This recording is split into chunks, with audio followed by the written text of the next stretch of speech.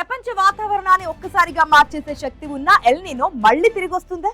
America వాతావరణ సంస్థ NOAA ఇచ్చిన తాజా హెచ్చరిక ఇప్పుడు ప్రపంచ దేశాలను అప్రమత్తం చేస్తోంది.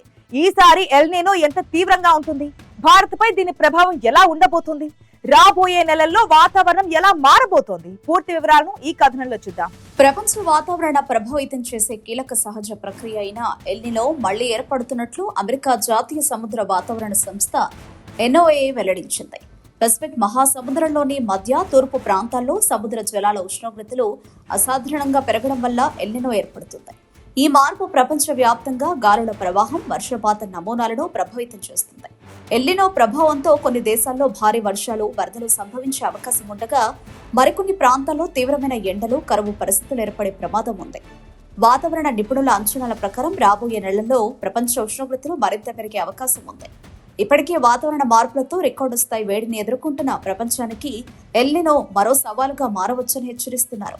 భారత్ కు సంబంధించి చూస్తే ఎల్ నినో ప్రభావం నైరుతి రుతుపవనాలపై పడే అవకాశం ఉంది.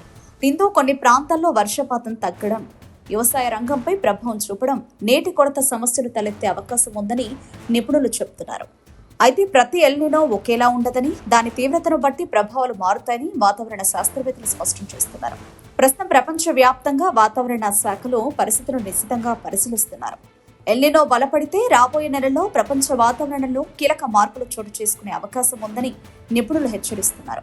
ప్రపంచ దేశాలు ముందస్తు జాగ్రత్తలు తీసుకోవాల్సిన అవసరం ఉందని సూచిస్తున్నారు.